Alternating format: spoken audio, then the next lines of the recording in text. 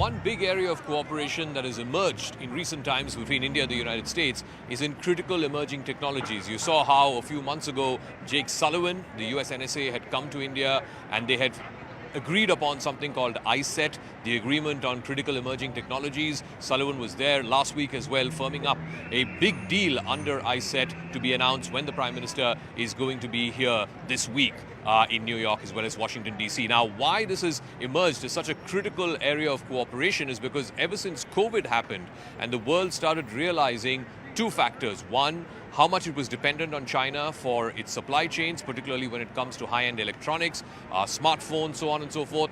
And two, that more than 90% of the world's semiconductors were being manufactured by one company, the TSMC, the Taiwan Semiconductor Manufacturing Company.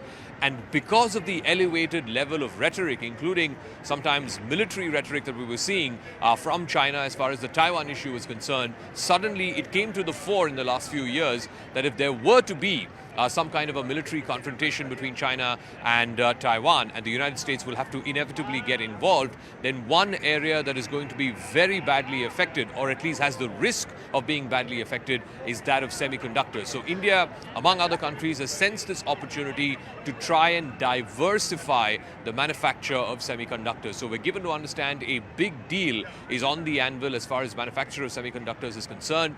It is, of course, in the interest of the United States as well as big European countries, even countries like Japan and South Korea, which are big electronics manufacturers, to try and reduce their dependence on Taiwan for semiconductors, both from a technology point of view and also, of course, from an import-export point of view. So clearly, this is going to be one of the critical areas of cooperation between India and the United States. Like I said, a big deal is expected to be announced when Prime Minister comes visiting this week here in the United States. But also going forward, as much as there is strategic cooperation, whether it's on the Indo-Pacific, whether it's the common threat of China, whether it is, of course, the fallout of the Russia-Ukraine war, all of those issues will be discussed as well.